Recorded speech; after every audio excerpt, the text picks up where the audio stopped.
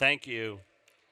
I don't know what I did that I have to follow Pastor Washington, but I'm going to thank JNF for having me. Um, my name is Eric Rubin. I made Aliyah October 13th. Anybody here else have made Aliyah? Okay. Anybody else want to make Aliyah? There we go. So my story on Aliyah is probably non-traditional. My first trip to Israel, I was in college, I was 18 years old, and the bug hit me. You get off the plane and you don't know how to describe the feelings. You're different. You feel home. And I was in college, and from that moment on, it was a dream to make Aliyah and call Israel home someday. But then life happens. You graduate college, you get your job, you get married, you have a son who's now 30, loves Israel, has been there 3 times with me. Life gets more complicated, you get divorced, and then the dream seems further and further away. But I kept going to Israel and kept doing what I could do to stay connected to the land. And then it was about 6 years ago, living alone in New York City in my apartment, and I started noticing the rise of anti-Semitism and anti-Zionism, which is scary if you think about 6 years ago and where we are today.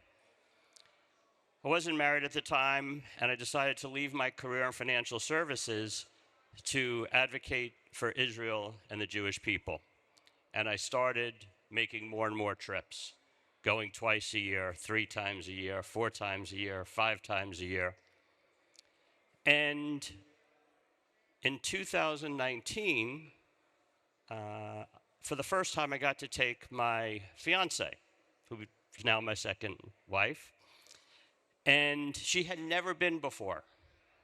And I ran her ragged, north to south, east to west, early in the morning, late at night, hiking in Engedi when it's 116 degrees, probably not the smartest thing to do. And we had an amazing trip, but I never knew if Sue would want to go back to Israel. It's not for everybody. She was, I think, 55 at the time. And then COVID happened. And kind of like a married couple, we weren't married yet, but like a married couple, we're sitting on the couch. There's a football game in the background. I'm on my iPad. She's on her iPad. And we had always spoken about where did we want to retire. Sorry to people from Florida. Florida's not for me. I lived in Arizona for 15 years. Arizona's not for me. And we would talk, where do we want to retire? We never came up with the place. So we're sitting on the couch, and all of a sudden, Sue says to me, I know where I want to retire. And I said, oy vey, here it comes. North Carolina, Maine, New Hampshire. And she goes, let's go retire in Israel. And I said, what? Are you serious? You might want to go more than once for 8 days before you decide you want to retire in Israel. So it was during COVID. You guys know what it was like. We'd book a trip to Israel. They'd close the airport. They'd shut down the country. We book another trip. They'd shut down the country. I'm like, well, we have to get there because, we have to see if we're going to make this dream happen. Now, we were far away from retirement. We went back in 2022. Sue confirmed she loved it. And we had this conversation, which was, why do we want to wait until we retire? Your knees go bad. God forbid you get too sick. We wanted to go when we could enjoy it.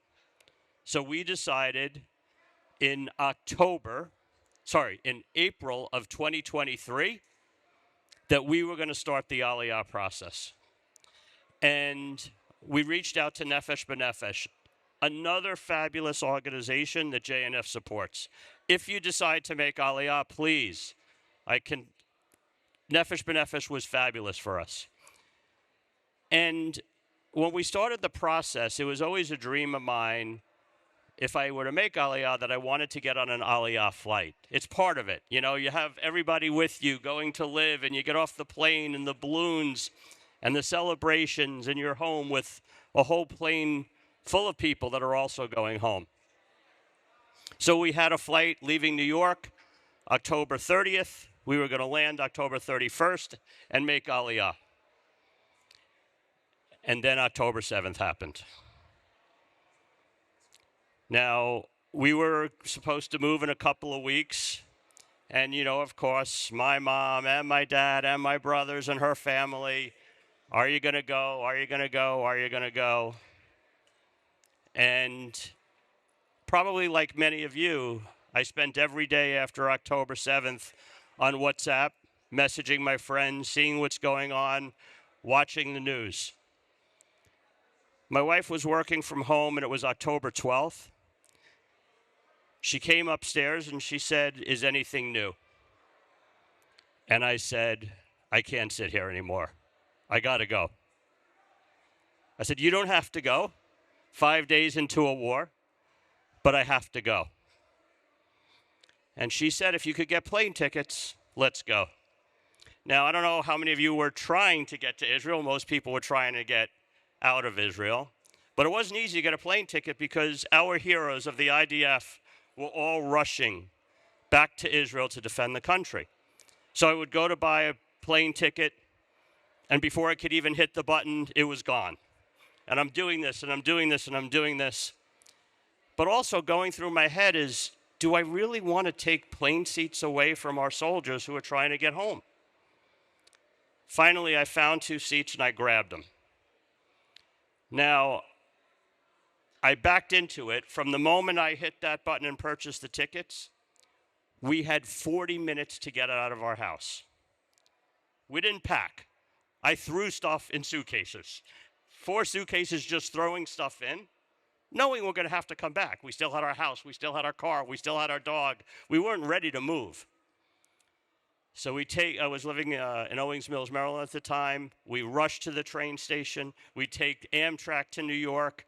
We get to New York. We take an Uber to the airport. We're pressed for time. And then what happens? LL security. You're not on the list. And we bought the ticket 3 hours ago. Telling LL security you bought a plane ticket 3 hours ago is never a good idea, but it was the truth. And then the questions start. Are you Israeli? No. Why are you going? We're going to make Aliyah. And it changed the conversation. They hugged us. They told us they had goosebumps. And that's when we really realized for the first time that maybe what we were doing wasn't that crazy, but it was meaning a lot to a lot of people.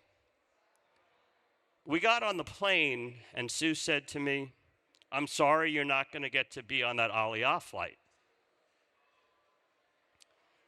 And it was from the airplane what I called my mom and said, "Mom, we're going to Israel." You can imagine the Jewish, what? And then she was quiet for a while. And I'm like, uh-oh. And you know what she said? She said, "If I was younger and I didn't have kids, I'd be on that plane too." She got it. The door closed to the plane, and it wasn't your typical flight to Israel. No rowdiness, no people parading up and down the aisles, bumping into you. It was a solemn flight. It was a plane full of IDF people whose families had been murdered. Our hostages were there. The country was under attack, and they're rushing home knowing they're going to war. And the flight attendants come up to us. We don't speak Hebrew. I mean, I think what happened was they asked us what we wanted to eat or drink in Hebrew. I'm like, "I'm sorry, we don't speak Hebrew." And they said, "Are you Israeli?" I said, "No." "Do you have family there?" "No." "Why are you going?" "We're going to make Aliyah." And she started to cry. And I don't know how, but the word started to spread throughout the airplane, and people would come up to us. A soldier would come up and hug us and say, "Thank you." And I said, "Thank me? You guys are the heroes. And they would say, this is what we fight for. This is what we fight for. And I remember one of the soldiers said to me, but why are you doing this? And I said to him, in the diaspora, we have a saying, right? Thank God for Israel. Thank God for the IDF. There'll never be another Holocaust. But what about when Israel needs us? What about when Israel needs the diaspora to stand with Israel? And so I said, I can't fight like you guys can fight, but I'll do whatever I can. And there's something else, you'll have to excuse my French, but people would say, are you afraid? Aren't you afraid? I have to tell you honestly, I was never afraid. There was actually a calmness about it. I had made a decision. And they said, aren't you afraid that you could be killed? And I said, I would rather die as an Israeli than live as a pussy. Excuse me. Thank you. Thank you. At that point in the war, 5 days into the war, we did not know how many more people were going to be killed. It could have been 5,000, 10,000, God forbid 100,000 or 1,000,000. And I said, if that were to happen, and the only reason I didn't go was because I was afraid, I would be dead anyway. How do you live with yourself knowing that all other Jews can be killed, and the only reason you didn't go there is because you were afraid and you had safety when nobody else did?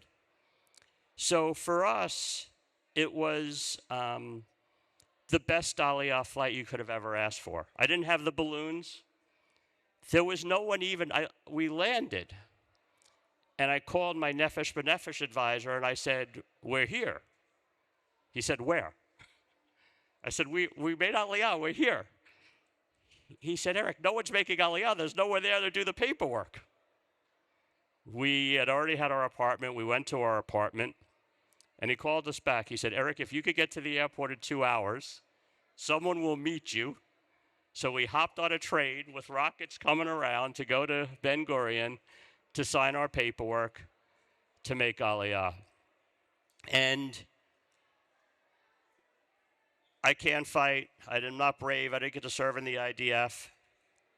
But we decided we were going to do whatever we could to help the country. We walked up and down Dizengoff Street and Ben Gurion, and we packaged food for soldiers. And we handed out cash to any restaurant that would take it so that they could feed more soldiers.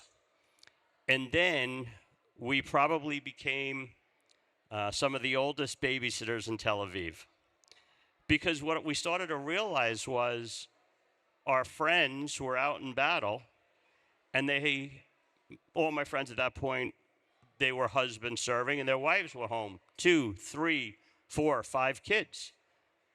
They can't take a shower because they have little kids in the house, and they don't know when the next rocket attack is going to happen. So we started babysitting. And then we would tell the mom, you know what? Go to the corner and have a cup of coffee. We got this. We did whatever we could, however we could, to help the country. And you know, I think people do think I'm a little bit crazy because we were in the shelter every day, sometimes once, sometimes twice, sometimes 3 times. The very first day we arrived, we go to the shelter. Who else takes a selfie of the first time you're in the shelter in the middle of a war? But we did. And we really were never afraid. We really weren't. We were so happy to be home. And it was just an unbelievable experience, you know, for us. And I encourage everyone, you know, because people say, what can I do? And I did whatever I could. I have friend Nick Lowry here. He came to Israel, former NFL player, Hall of Famer. And I stood up for Israel however I could. And perhaps one of the greatest honors of my life was in January of this past year where I was recognized in the Knesset as one of the top 50 defenders of Israel during the Swords of Iron War. So we all have a role we can play in supporting Israel through JNF, coming. Hopefully many of you have been there on a JNF trip. If you're not, haven't, please come. And consider Aliyah. I have to tell you, the only regret we have is that we didn't do it sooner. It's the most unbelievable place. And I know what everyone here in the U.S. is living through and the protests and what's going on around. I can't even tell you what it feels like to be home with people who welcome you, who have accepted you as your family. The division that they tell you might exist on the news, it doesn't exist. We got to Israel, no exaggeration. People were arguing 4 or 5 Shabbat invitations every single week. At one point, we finally had to say, you know what, could we have Shabbat once in our own house alone? But it's a beautiful place. I encourage all of you to consider it. And I want to thank you for having me. I want to thank JNF for this wonderful conference and all they do. And God bless you all. And I hope this story inspired you.